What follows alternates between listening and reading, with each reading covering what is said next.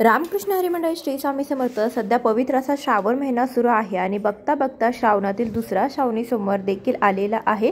तर दुसऱ्या श्रावणी सोमवारी आपल्याला शिवामोठ म्हणून तीळ हे धान्य व्हायचे आहे। तर तीळ कोणते घ्यायचे, पांढरे की काळे, किंवा या दिवशी पूजा कशी करावी, उपवास कसा करावा, अशी संपूर्ण माहिती थोडक्यात आज आपण पाहणार आहोत। चला लगेच सुरुवात करूया। तर या दिवशी आपल्याला सकाळी लवकर उठायचं आहे। तुम्ही अगदी ब्रह्ममुहूर्तावरती ही पूजा केली तरी देखील चालेल। तर या दिवशी आपल्याला आंघोळ करत असताना आंघोळीच्या पाण्यामध्ये थोडंसं गंगाजल टाकायचं आहे, कारण की या दिवशी पवित्र तीर्थस्थानी स्नान करण्याला अधिक महत्त्व आहे। तुम्हाला ते जमत नसेल तर आपल्याला आंघोळीच्या पाण्यामध्ये थोडंसं गोमूत्र किंवा आपण गंगाजल टाकलं तरी सुद्धा चालेल। त्यानंतर आपल्याला स्वच्छ पांढरे वस्त्र परिधान करायचे। पांढरे वस्त्र परिधान करणं शक्य नसेल तर हलक्या रंगाचे आपल्याला वस्त्र परिधान करायचे, काळ्या किंवा निळ्या रंगाचे वस्त्र परिधान करू नये। यानंतर तुम्हाला या दिवशी आपल्या घरातली जी काही रोजची देवपूजा आहे देवघरातील ती देवपूजा आपल्याला आटपून घ्यायची आहे। त्यानंतर तुम्ही ही जी पूजा मांडणी तर ती करू शकता।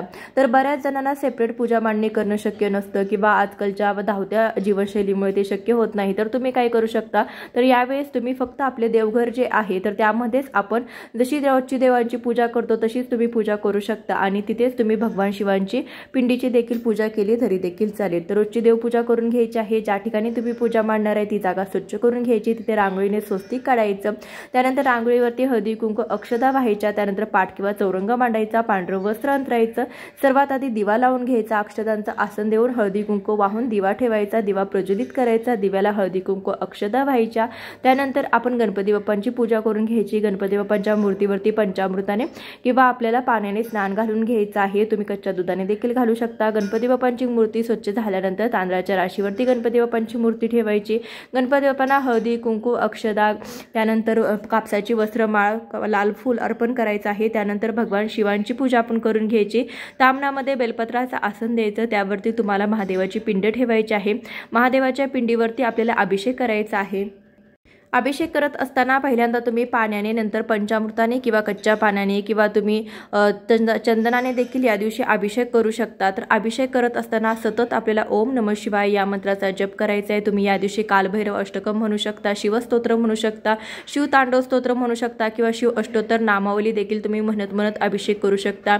फक्त मुक्याने अभिषेक करू नये किंवा मुक्याने कोणतीही पूजा करू नये। आपण कोणतीही पूजा करत असताना नामस्मरण करत जर आपण पूजा केली तर त्या पूजेचं अत्यंत फळ आपल्याला मिळत असतं। त्यानंतर बघा, त्यानंतर शिवलिंग आपण स्वच्छ करून घेतलेलं आहे। तावणामध्ये बेलपत्राचं आसन ठेवलेलं आहे, त्यावरती शिवलिंग ठेवून शिवलिंगाला आपण भस्म व्हायचं आहे, चंदन व्हायचं आहे। त्यानंतर कापसाची वस्त्रमाळ व्हायची। कापसाची वस्त्रमाळ कधीही रंगीत व्हायची नाही, पांढरी शुभ्र व्हायची। त्यानंतर बेलपत्र देखील आपल्याला अर्पण करायचं आहे, पांढरं फूल अर्पण करायचं आहे, पांढऱ्या अक्षता अर्पण करायचं आहे। बेलपत्र अर्पण करत असताना ते उलटं अर्पण करायचं, त्याचा जो गुळगुळीत भाग आहे तर तो शिवलिंगाच्या वरती येईल अशा प्रकारे अर्पण करायचं। आणि बेलपत्राला जी गाठ असते ती देखील आपण तोडून घ्यायची आहे। अशा प्रकारे आपल्याला बेलपत्र जे आहे तर ते अर्पण करायचे आहे। तुम्ही एक अर्पण करा किंवा 108 अर्पण करा। तुमच्याकडे जर बेलपत्र नसतील तर एकच बेलपत्र तुम्ही धुवून पुन्हा 108 वेळा अर्पण करू शकता। या दिवशी महादेवांना प्रिय असलेल्या वस्तुपूजेमध्ये आपल्याला अर्पण करायचे आहे, जसे की पांढरं फूल असेल, गोकर्णीचं फूल असेल, बेलपत्र असेल, धोत्र्याचं फळ असेल, फूल असेल, भस्म असेल, चंदन असेल, अशा ज्या काही गोष्टी आहेत तर त्या आपण पूजेमध्ये अर्पण करायच्या आहेत। त्यानंतर अन्नपूर्णा मातेची देखील पूजा करायची, कारण की ही पार्वती मातेचंच एक रूप आहे। अन्नपूर्णा मातेच्या मूर्तीवरती देखील पंचामृताने स्नान करून घ्यायचं। त्यानंतर अक्षतांचं आसन ठेवून त्यावरती अन्नपूर्णा मातेची मूर्ती ठेवायची। हळदी कुंकू अक्षता, कापसाचं वस्त्र, लाल फूल आपल्याला अर्पण करायचे, सौभाग्यवान अर्पण करायचं आहे। त्यानंतर आपण शिवामोठ वाहणार आहोत। तर शिवामोठ वाहण्यासाठी या दिवशी आपल्याला तीळ हे धान्य घ्यायचं आहे। तर हा जुना व्हिडिओ आहे, त्यासाठी तुम्हाला तांदूळ दिसत असतील। तर आपल्याला उजव्या हातामध्ये तीळ घ्यायचे आहे। तर तीळ कोणते घ्यावे, तर पांढरे तीळ आपल्याला घ्यायचे आहेत, कारण की काळे तीळ जे आहे तर ते होम हवन करण्यासाठी शिवाय पितरांची जी काही कामे असतात तर त्यामध्ये वापरले जातात। त्यासाठी काळे तीळ आपल्याला घ्यायचे नाहीत, पांढरे तीळ घ्यायचे। पांढरे तीळ मूठ भरून घ्यायचं आणि हे जे धान्य आहे तर ते शिवलिंगावरती आपल्याला अर्पण करायचं आहे। हे धान्य ओलं करून व्हावं असं म्हणतात, त्यासाठी तुम्हाला थोडंसं ओलं ते धान्य करून घ्यायचं। एक हाताने त्यामध्ये पाणी ओतू शकता आणि त्यानंतर तुम्ही वाहू शकता किंवा पहिल्यांदाच हे जे धान्य आहे तर ते ओलं करून तुम्ही वाहू शकता। शिवामूठ जी आहे तर ती शक्यतो आपण मंदिरामध्ये व्हायची असते, कारण की मूठभर धान्य या दिवशी आपल्याकडून दान व्हावं, तर हेच यामागचं एक दृष्टिकोन आहे। तर त्यासाठी जर तुम्हाला शक्य नसेल तर मंदिरामध्ये जाऊन तुम्ही प्रत्येक सोमवारी ही शिवामूठ वाहू शकता।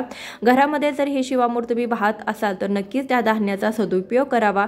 त्या धान्यामध्ये आपल्याला भर घालून जे धान्य आहे तर ते आपल्याला दुसऱ्या दिवशी दान करायचं असतं। तुम्हाला दान करणं जर शक्य नसेल तर जेवढं तुम्ही मुठभर धान्य वाहिलेलं आहे तर ते धान्य तुम्हाला पक्ष्यांना खायला घालायचं आहे, कारण की असं म्हणतात की शिवलिंगावरती अर्पण केलेल्या वस्तू आपण स्वतः खायच्या नसतात, त्यासाठी तुम्ही पक्ष्यांना खायला घालू शकता। किंवा हे जे धान्य आहे तर ते गाईचा एखादा भरडा असेल तर गाईच्या भरड्यामध्ये तुम्ही घालू शकता, ते जेणेकरून ती गाई ते हे धान्य आहे तर ते खाईल, या धान्याचा सदुपयोग होईल आणि हे जे धान्य आहे तर ते वाया जाणार नाही। तर शिवामूठ कोण वाहतात तर शिवामूठ जी आहे तर ती लग्न झाल्यानंतर 5 वर्ष ज्या आहे तर त्या नव्या नवरी ज्या असतात, विवाहित महिला असतात तर त्या वाहतात, जेणेकरून आपल्याला आपण जे नवीन घरामध्ये जातो तर त्या घरामध्ये आपण रुळावं, आपल्याला सगळ्यांनी समजून घ्यावं यासाठी ही शिवामूठ वाहिली जाते।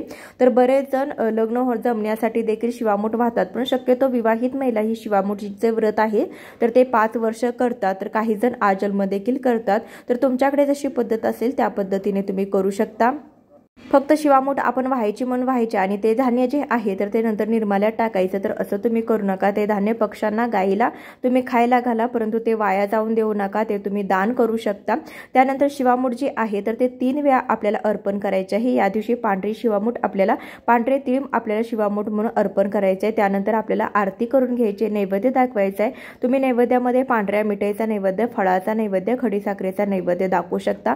मंदिरामध्ये देखील तुम्हाला अशाच पद्धतीने जी काही पूजा आहे तर ती पूजा करायची आहे आणि शिवामूठ देखील व्हायची आहे। आजच्या व्हिडिओमध्ये मी तुम्हाला साध्या सोप्या पद्धतीने कशी पूजा करायची, शिवाय शिवामूठ कशी अर्पण करायची याबद्दलची थोडक्यात माहिती दिलेली आहे। व्हिडिओ आवडला असेल तर नक्कीच लाईक करा। धन्यवाद।